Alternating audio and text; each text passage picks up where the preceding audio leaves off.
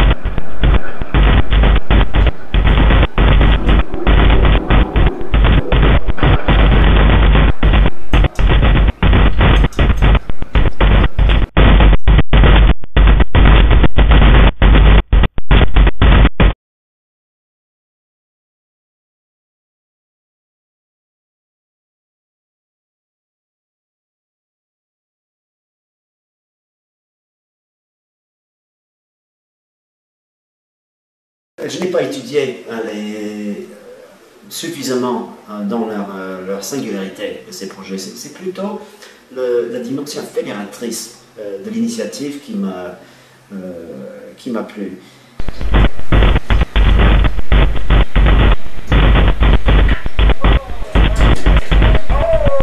Et je dois dire aussi ce qui me plaît là-dedans, c'est le caractère contagieux.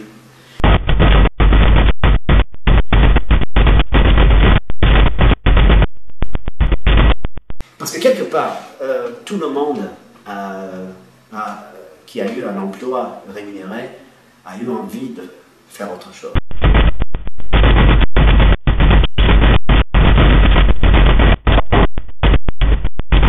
Pas par méchanceté ni par militantisme, mais j'avais juste envie de vivre au lieu d'être soumis aux conditions dégradantes du travail.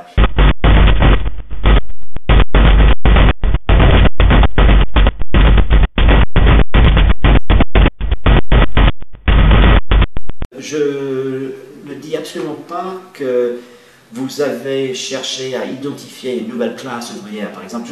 En tout cas, c'est une classe qui ne peut jamais s'unir en tant que telle, parce qu'il y a des individus qui constituent cette multitude, comme dirait Negri. Mais ce n'est pas pour rien qu'aujourd'hui, dans le contexte social que nous vivons, qu'il y a des initiatives de ce genre qui émergent, où un philosophe commence à parler des multitudes et où les gens vont au travail, mais cherchent à faire ce petit geste et donc d'appartenir à ces légions de travailleurs qui font autre chose au travail.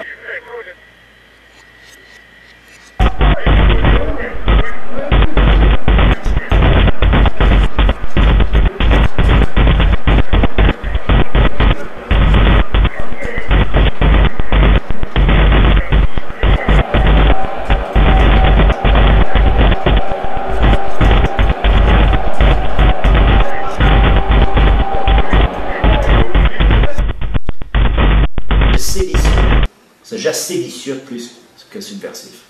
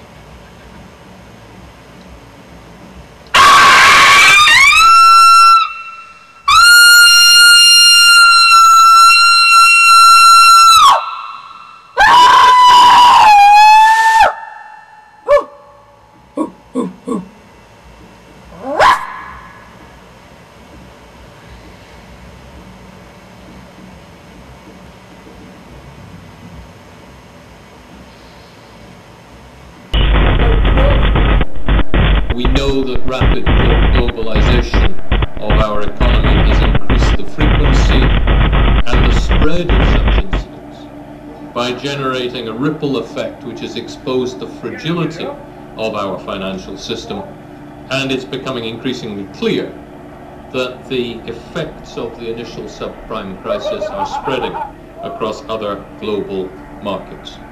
No one, it seems, is immune.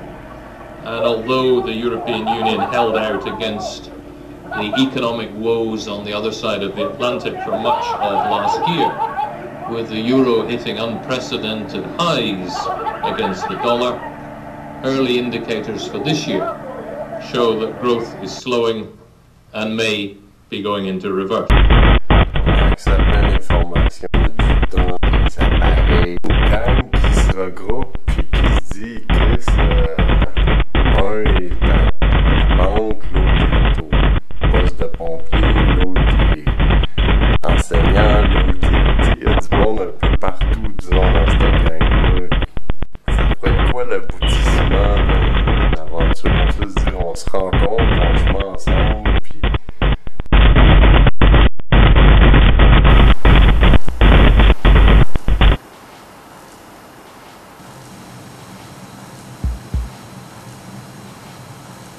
Le champ de l'art, malgré son discours qui se veut ouvert, novateur, transgressif, etc., est resté le même.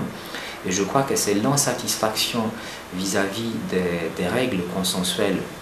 En réalité, c'est un principe très simple. C'est la routine. Vous constatez que vous êtes dans la routine, ou vous constatez que entrer dans un champ de l'art routinier n'amène pas très loin, vous allez ailleurs tout simplement.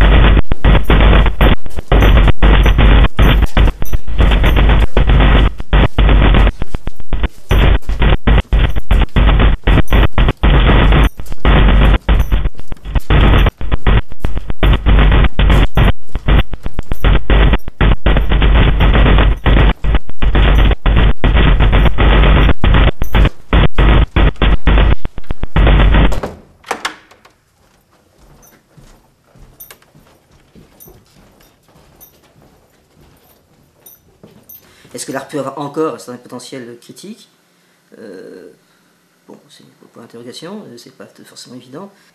Donc il y a un art critique. Moi je parle toujours d'art de résistance plus que d'art critique. Mais ce qui n'est pas la même chose, art de résistance et art critique. Bon, il faut y compris résister à l'art. L'art qui m'intéresse, c'est un art qui résiste aussi à la société, qui résiste à l'économie de production, comme dans le cadre du travail, mais c'est aussi un art qui résiste à l'art. Une quête de la profondeur, et je dirais en ce sens une quête spirituelle, qui à mon avis se retrouve se constate comme un échec retentissant dans le cinéma de Hollywood. Donc la résistance, je crois que c'est... On peut voir ça aussi donc, comme une étape d'autonomie et ensuite agir sur la base de cette autonomie, agir sur le système normé. Donc être résistant, je dirais que c'est pas suffisant, mais c'est une condition obligatoire.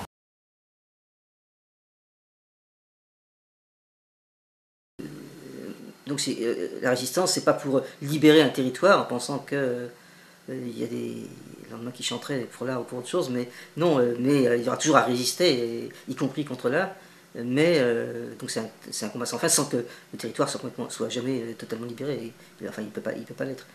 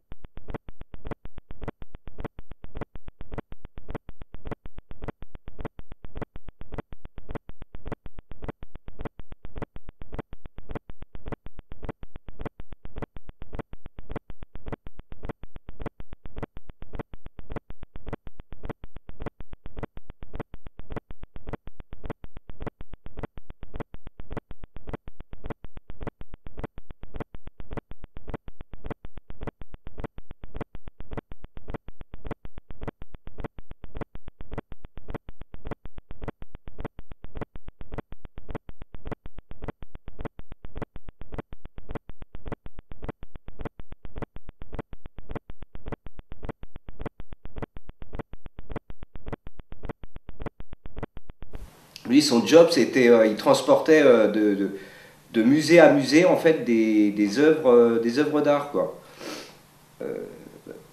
Plein de trucs, des peintures célèbres et tout ça, quoi. Et puis, au milieu de la route, entre les deux musées, il s'arrêtait. Hop. Alors, il s'arrêtait, genre, dans des chiottes de stations-service ou des parkings de routiers ou en plein milieu de l'autoroute, quoi. Il sortait les peintures, par exemple il sortait un Warhol, paf, et il le plantait au milieu de l'autoroute sur la bande d'arrêt d'urgence et il faisait une photo. Tac. Et puis après il remettait le tableau dans le camion et puis il repartait vers le musée pour le livrer, quoi.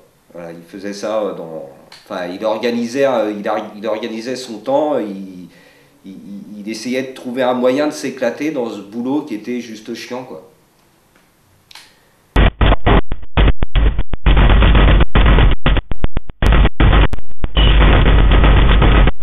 Il sort le Chuck Close et puis il le fout à côté à côté du cerf mort et voilà, super photo, pas mal, complètement improbable.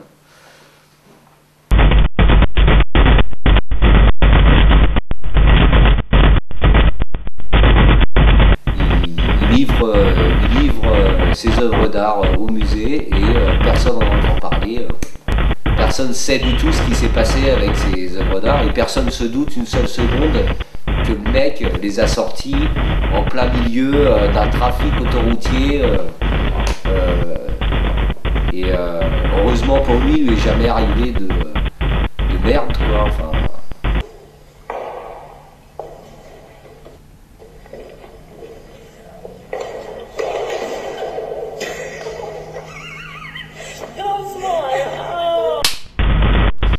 il y a ce type aussi qui est monteur pour des films de cul, donc en fait il s'amusait à récupérer toutes les scènes qui étaient ratées, c'est-à-dire toutes les scènes mettons de sodomie où la meuf elle se chie dessus, où le mec il bande pas, ou où ça termine, le lubrifiant part en couille, elle s'étouffe avec le sperme. Enfin, vraiment toutes les scènes anti-sexe, anti-érotiques qui arrivaient sur le tournage, parce que c'était... Voilà quoi, les hommes, les femmes sont là comme des grosses machines, mais à un moment donné ça dérape. Puis lui s'amusait à prendre ces morceaux-là, et il a refait tout un film avec ces scènes de ratage, de non-érotisme, et voilà, il s'est amusé à faire ça.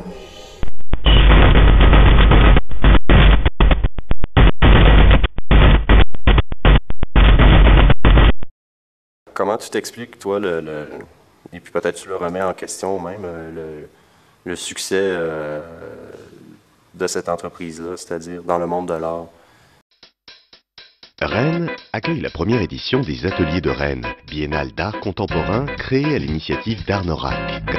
Grâce à cette action de mécénat, Bruno Caron, président du groupe agroalimentaire Norac, donne naissance à la seule biennale européenne qui traite de la relation entre l'art, l'entreprise et l'économie. Nous avons choisi l'art contemporain pour 2 raisons.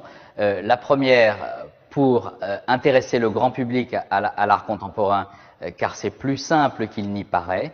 Et la deuxième raison, c'est parce que les problématiques des artistes sont proches des problématiques des entreprises.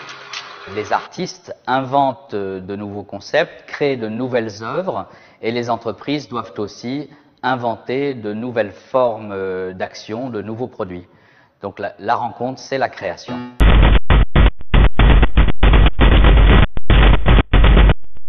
Ça c'est une très longue histoire, et c'est ce que je veux dire quand je dis que le capital avec K majuscule s'impose et triomphe de manière spectaculaire et même inouïe partout. Et l'art n'est pas pour rien dans tout cela.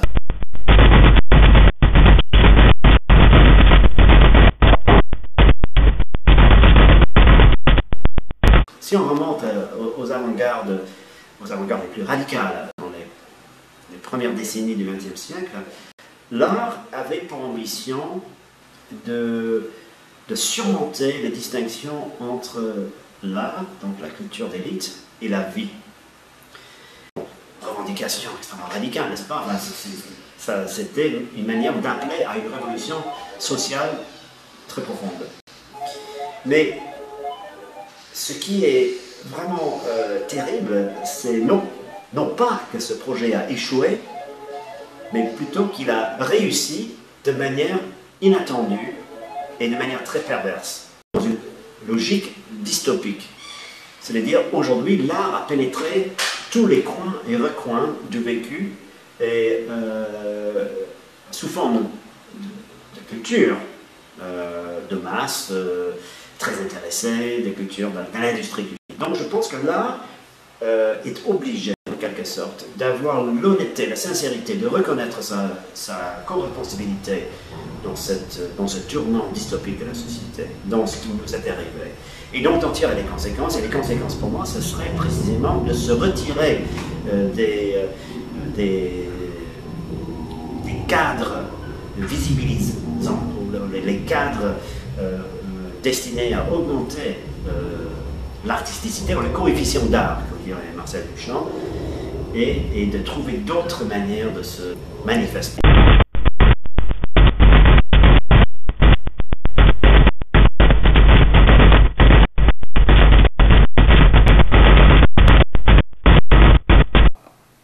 Ils étaient embauchés dans un truc de courrier de Père Noël. Les mecs, en fait, devaient recevoir les courriers des gamins qui leur demandaient des cadeaux pour Noël. Et eux, ils répondaient aux gamins en disant ouais, je sais pas, ta mère c'est une pute, va te faire foutre, t'auras pas tes cadeaux cette année, de toute façon, t'es un sale gamin, et t'auras rien, et tout ça. Et donc ils renvoyaient des lettres comme ça aux mômes, quoi. Et bon, ils n'ont jamais été retrouvés, mais bon, eux, c'est pareil, ils trouvaient des moyens de s'amuser, en fait, sur leur lieu de travail, quoi. Parce que c'était tellement des jobs débiles et mal payés, qu'il fallait bien... alors il y a un peu de vengeance là-dedans, quoi. C'est aussi un peu se venger, quoi. Mais c'est presque des lieux de résistance, ou c'est presque des endroits que tu t'aménages de résistance, ou un truc dans ce genre-là.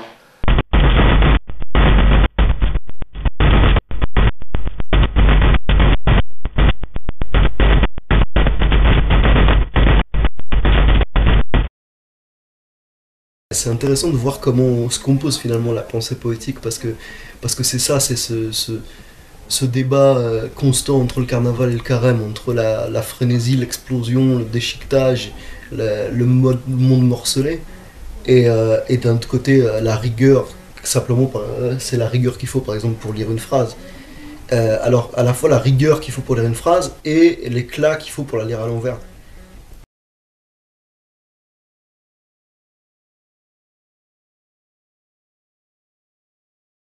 Dans toutes les salles du musée, genre dans les toilettes, dans les salles de repos, dans les couloirs, machin, ils avaient placardé genre la fonction du musée, quoi.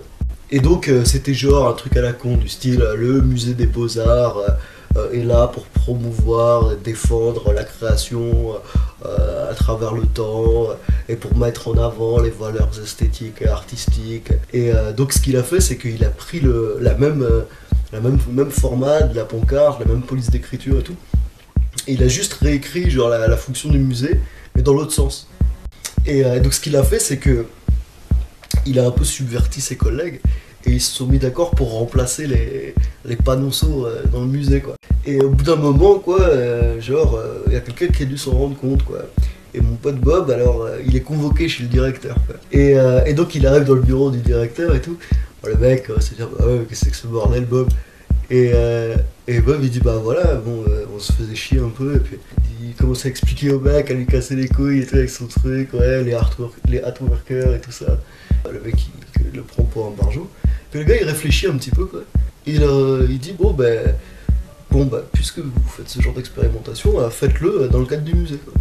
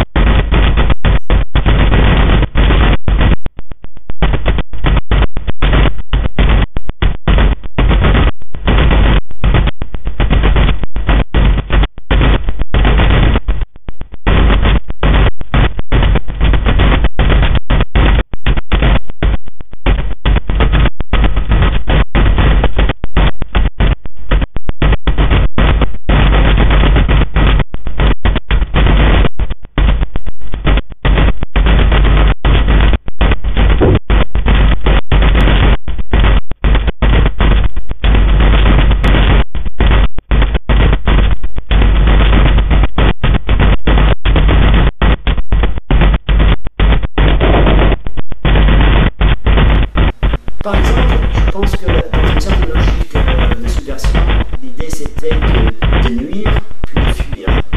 Et donc ce que je cherche à décrire, et ce que je vois à l'œuvre au travail, c'est la logique inverse, c'est savoir moins on fuit, plus on nuit.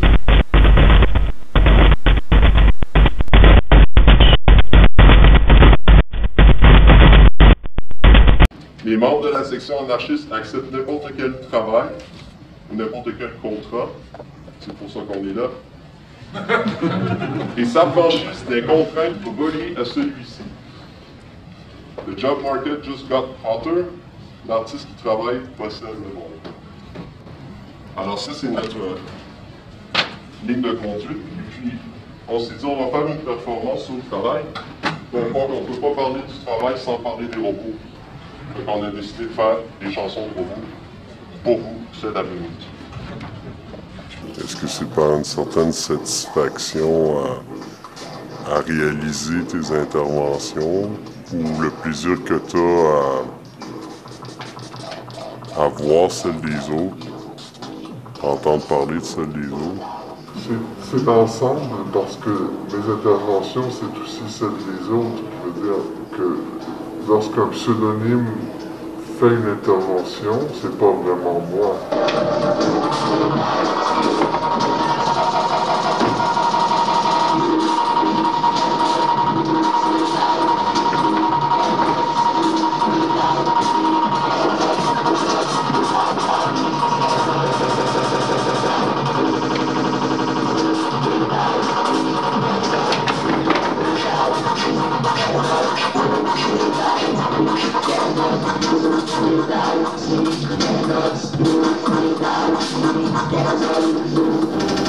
Je sais pas comment ils font. Moi, la souffrance, je la refuse. J'ai pas envie de signer ce qu'on m'a imposé, c'est-à-dire que l'humain doit transpirer pour arriver à ses fins.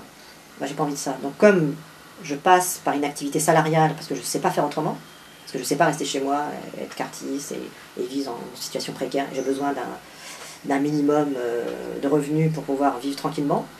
Donc, je me suis imposé quelque chose. Je veux le faire à peu près bien pour pas trop en chier, quoi.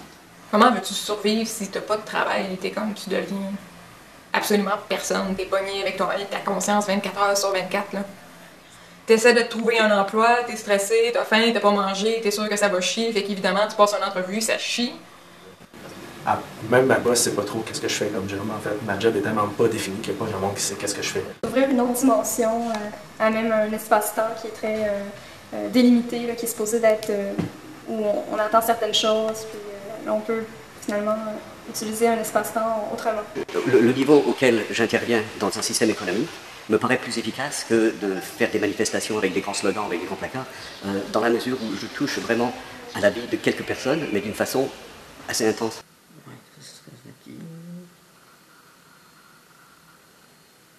Et il y a le fameux truc évidemment de comment vous appelez ça, votre activité, c'est quoi le terme, le détecteur de l'invisible. Ça marche comment ce truc? C'est complètement pifom, enfin... Il suffit de placer la pile puis ça allume. Ça allume toujours? Bah ouais. Non, je sais pas, c'est... Ah ouais. Et je pensais que ça allumait des fois et que des fois ça allumait pas, de façon aléatoire. Ça prend seulement la volonté de l'utilisateur.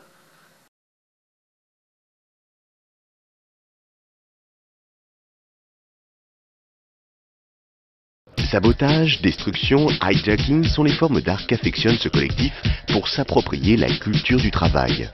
Ses membres se produisent eux-mêmes en utilisant ou détournant les moyens culturels et technologiques dont ils disposent dans leur entreprise, avec pour but de trouver une nouvelle motivation à faire des boulots à la con.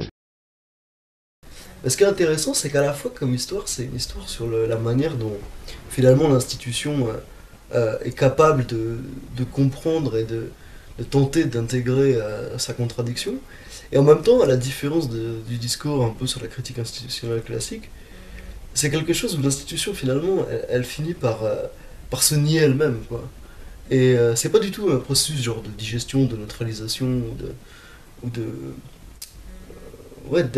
d'anesthésie de la critique sociale, de la critique des conditions de travail, de la critique de l'institution muséale. Mais au contraire, c'est le musée qui accepte de reconnaître qu'il est un endroit d'ennui, et qu'il est un endroit d'emmerdement, et qu'il est un endroit d'oppression par le travail, et de pillage du temps et de la force de travail des gens, et simplement il le montre.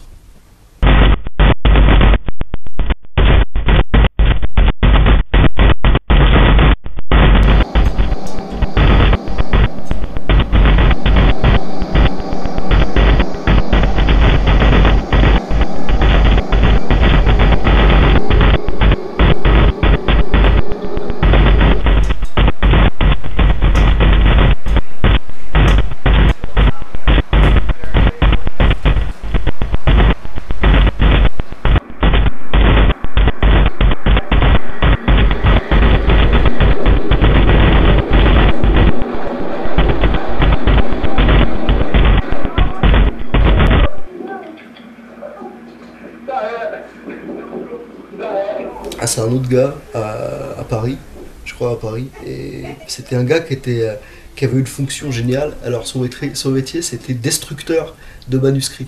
Donc il travaillait pour une maison d'édition, quoi, et donc évidemment les gars ils reçoivent des centaines de milliards de bouquins de merde chaque jour.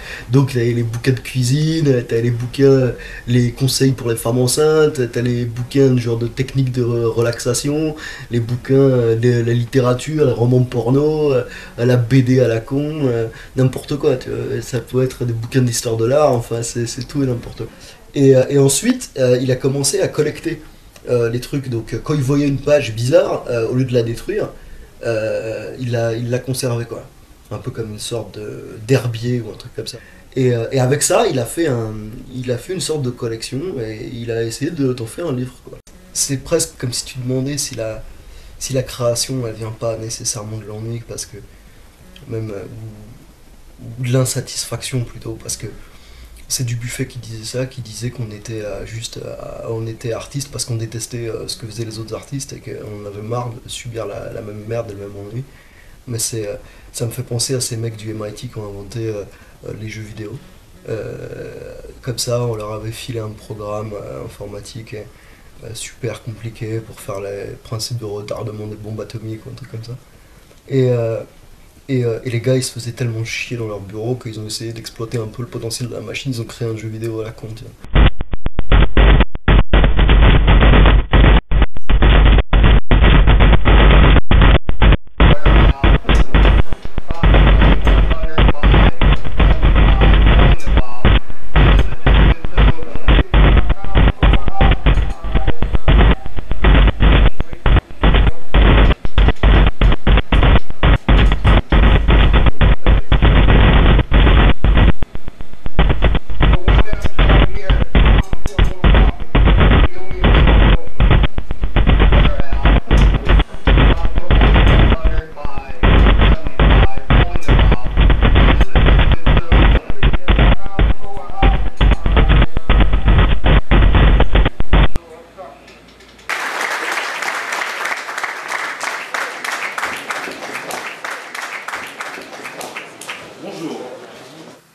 C'est intéressant dans votre projet aussi, c'est le fait de redonner un tout autre sens à une notion en général extrêmement ambiguë et plutôt en général qui fait frémir ce qu'on appelle l'art de l'entreprise.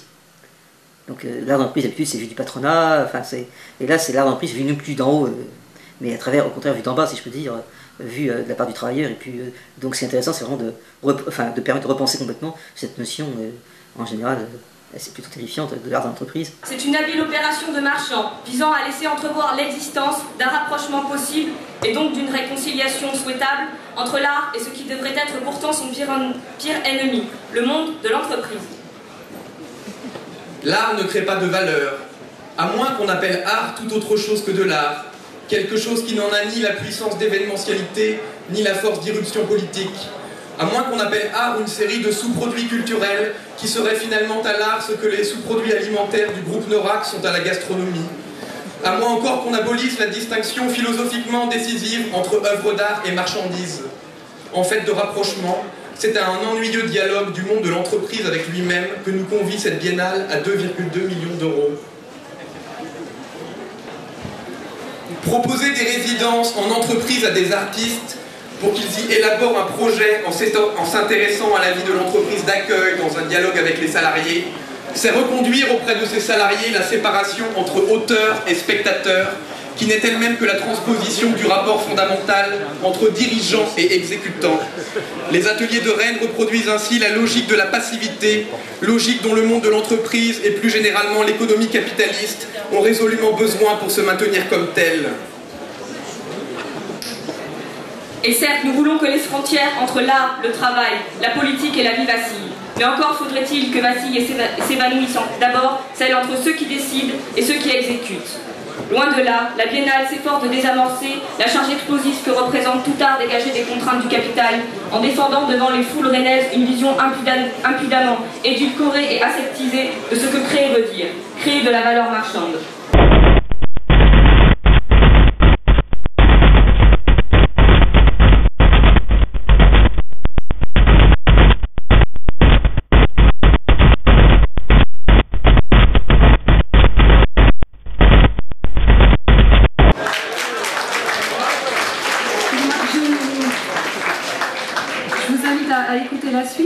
à ce qu'on en parle après, si vous le souhaitez. Par contre, oui. En revanche, je pense que voilà, on peut en reparler après si vous le souhaitez, venez me voir. Oui. Comme ça. Bien, bonsoir. Donc, je crois que, évidemment, tous les débats et toutes les discussions sont possibles, c'est le propre de l'art. Mais en tout cas, Monsieur le Préfet, merci de me laisser dire quelques mots en votre nom, au nom évidemment de tous les acteurs culturels et on va dire ce mot simple, des gens de compétences qui essayent d'apporter cette compétence au service de l'art, et naturellement ceux qui travaillent à la DRAC, et ceux qui travaillent donc et qui essayent de faire que les artistes puissent réaliser leurs projets. Que sur le plan du travail, dans une société post-fordiste, je pense que l'intérêt c'est de détourner très légèrement, mais stratégiquement, le lieu de contestation entre le travail et le patronat, entre le capital et les forces vives du travail, à savoir que lors du XXe siècle, la confrontation a été frontale, mais en même temps, le travail a été régi par des lois définissant bien contractuellement les rapports entre le travail et le capital. Aujourd'hui, c'est avec le travail immatériel que les artistes avaient été les premiers à expérimenter, mais qui s'est généralisé à travers la société, où il n'y a plus de distinction contractuelle entre les loisirs et le travail, c'est-à-dire où on travaille tout le temps, mais jamais non plus. J'ai trouvé que c'était très intéressant au lieu d'aller au travail et saboter le travail, c'est-à-dire de jeter les sabots, comme faisaient les travailleurs lyonnais de manière emblématique à la fin du 19e, mais au lieu d'y aller pour saboter, d'y aller pour faire autre chose, tout en faisant ce qui est exigé par le patron. C'est-à-dire de ne rien faire qui pourrait mettre en péril l'emploi, donc de toucher encore un salaire, mais au lieu que ce travail reste le but principal, ça devient très accessoire.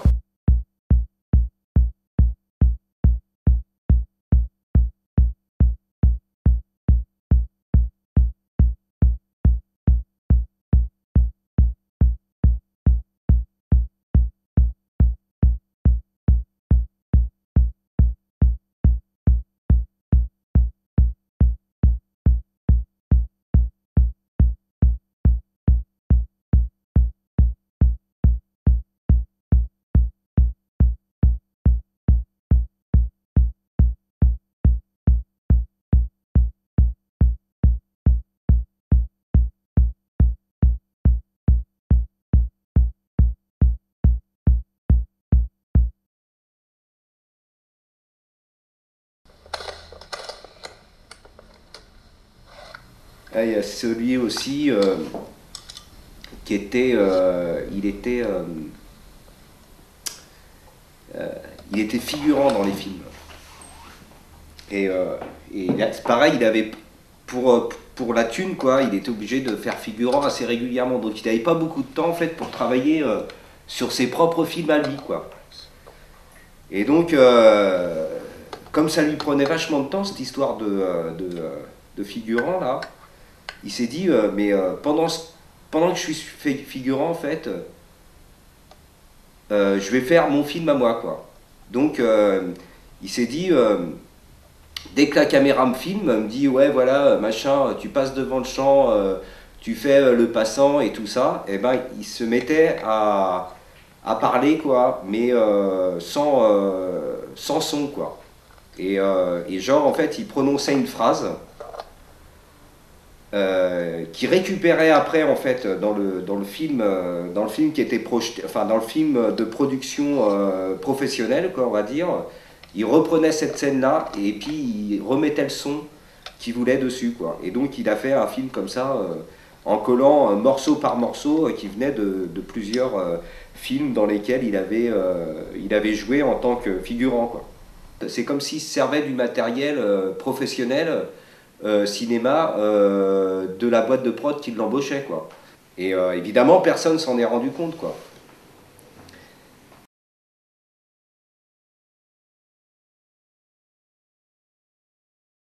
Qu'est-ce que évoluer en dehors des conventions de l'art, de la norme de l'art? C'est avoir une pratique artistique qui s'incarne autrement que sous forme d'objet d'art. Donc il faut voir l'objet dans son sens le plus large possible.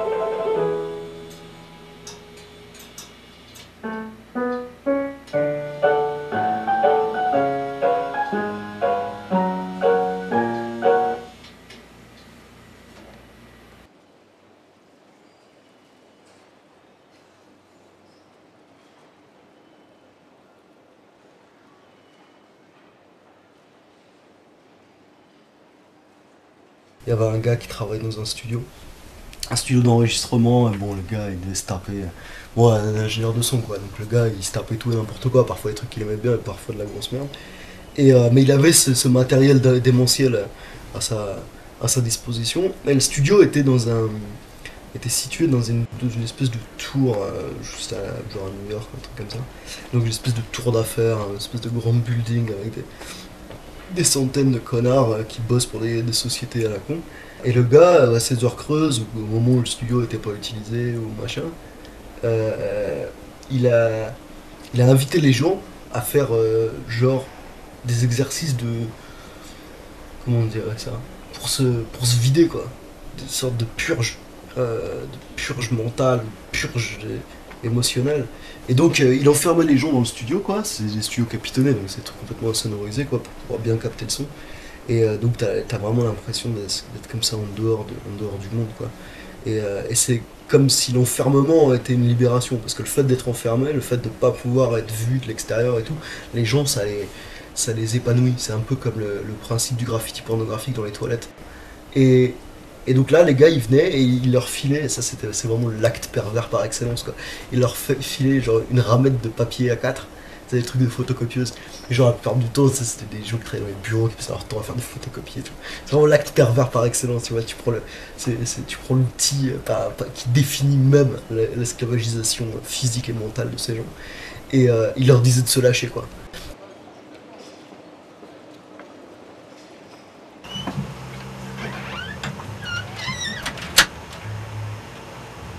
My name is Benita R. Williams.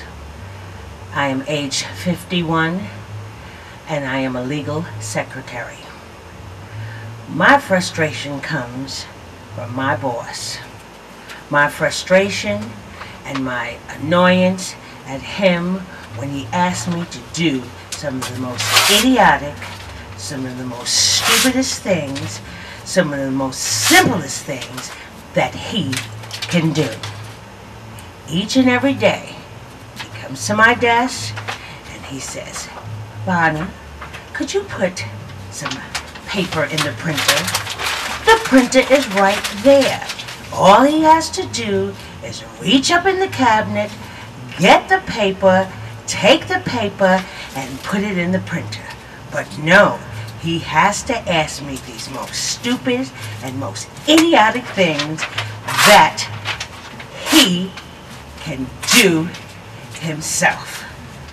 Donc on sert à manger, on prépare à manger, on répare les montres, ou on écrit des manuscrits, mais en même temps on fait autre chose. Quelque chose qui est plus centrale à son devenir en tant qu'individu, en tant que personne, mais en utilisant le cadre fourni gracieusement donc par le patron, à son insu.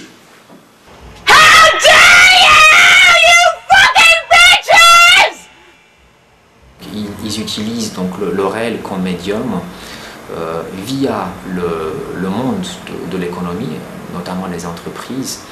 Donc on utilise l'inscription dans l'entreprise comme support de travail pour défricher, pour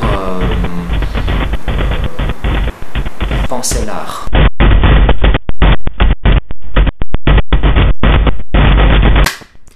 Il y a une autre action aussi qui est pas mal du tout, c'est un traducteur pour un magazine d'art, une revue française d'art. Et lui, en fait, il a réécrit mais en changeant tout le texte, c'est-à-dire en disant le contraire de ce qui était dit dans Par exemple, ce qui était nommé comme grand, il disait petit. Ou pour tout ce qui était blanc, il a écrit noir. Pour tout ce qui était beau, il a écrit laid. Pour tout ce qui était imposant, il a écrit ridicule. Il a vraiment, mais tout... c'est complètement disqualifié l'article, du coup. L'article a été publié tel quel, et personne s'en est rendu compte. Donc, c'est pour dire...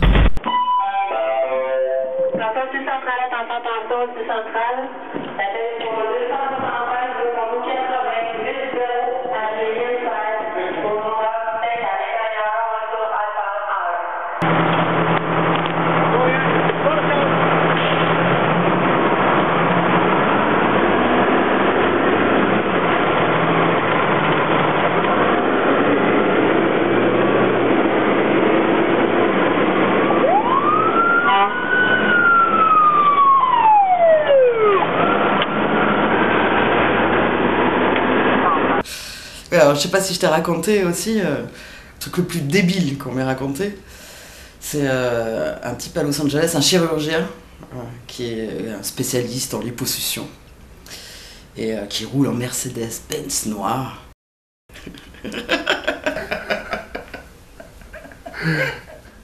Bon, 4. Il est arrivé à fabriquer dans son garage un système pour transformer la graisse, les cuisses, en carburant. Donc en fait, il se promène à Los Angeles au volant de sa Mercedes grâce aux cuisses de ces dames.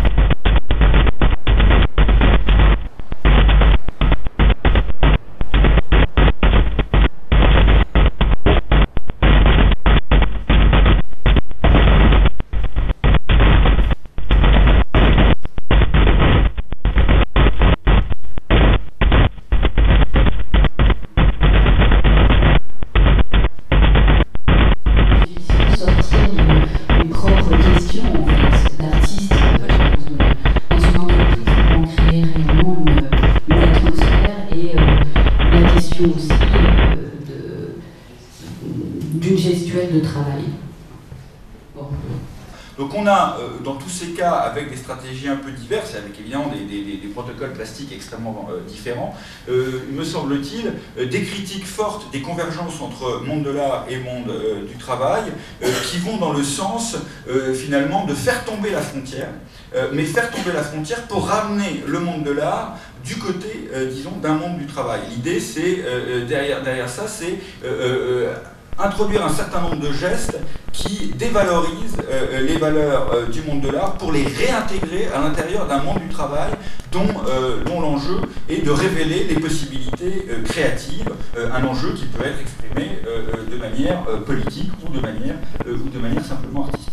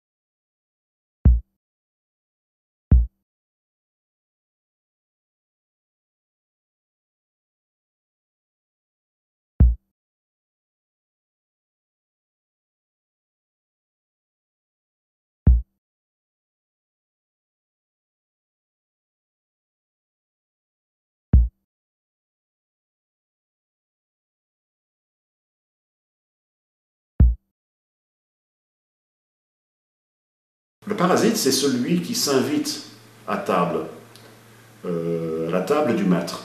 À la table du maître, il y a plein à manger. Mais le parasite ne peut jamais trop manger jusqu'à mettre en péril l'existence même du maître. Parce que c'est comme avec les poissons parasites, s'ils tuent le requin, eh bien, ils ne peuvent plus manger. Bah, ils bouffent le cadavre et puis c'est fini pour eux aussi. Donc ce n'est pas de la subversion. Hein. Mais en même temps, c'est très séditieux, parce que il crée un écosystème qui permet ou qui assure sa prospérité.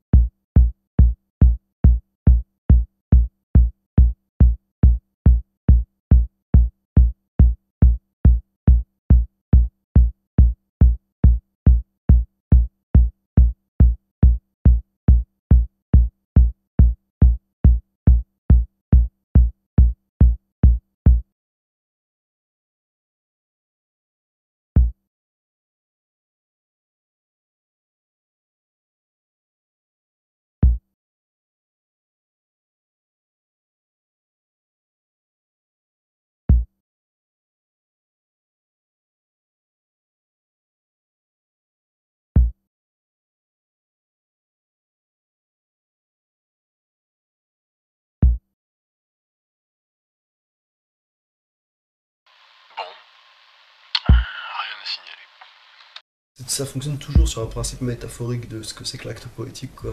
Donc de la même manière que la dyslexie c'est la poésie, de la même manière que le déchiquetage de matériel c'est de la poésie, le gueuloir c'est la poésie. Ainsi je suis promu, gardien de phare, mais sans bateau à l'horizon, capitaine d'un vaisseau qui ne bouge pas, d'un vaisseau fantôme en pierre. En fait, il ne se passe strictement rien. Et Artaud, lui, réunit un petit peu, finalement, toutes ces postures-là, quoi. C'est-à-dire la poésie comme gueuloir, comme lieu du hurlement, comme lieu du chuchotement aussi, comme lieu de l'impossibilité de parler. Et encore, on ne surveille guère longtemps, parce que lorsque la nuit tombe, les écrans, les caméras extérieures étant défectueuses, deviennent tout gris.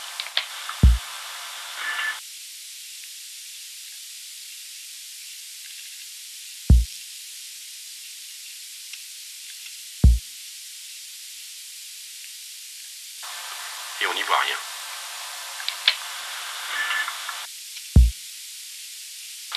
Et on ne sert à rien. Qu'est-ce qui sépare finalement la passivité? Qu'est-ce qui sépare l'aliénation fondamentale de ces gens de la pure posture créative, quoi? Bah, souvent c'est une question de point de vue. Alors c'est encore, si on veut, une sorte de principe deleuzien, mais c'est ce que disait Beuys dans Bâtissons des cathédrales.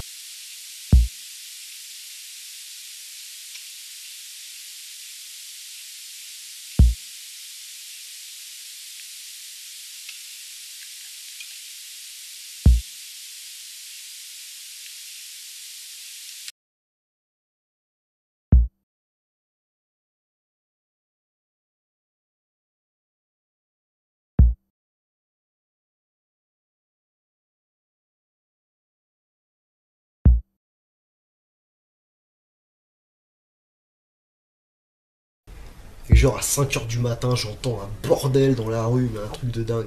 Alors je me réveille, je commence à regarder par la fenêtre, et là je vois genre des éboueurs, des gars qui étaient en train de ramasser les poubelles dans la rue, quoi. Et les gars, ils fonctionnaient les uns par rapport aux autres, physiquement, dans la manière de ramasser les poubelles, de suivre le camion, d'accrocher les poubelles, ils fonctionnaient de manière chorégraphique, quoi. Et il dit, j'ai vu là une forme d'art tellement avancée qu'elle était d'un autre siècle.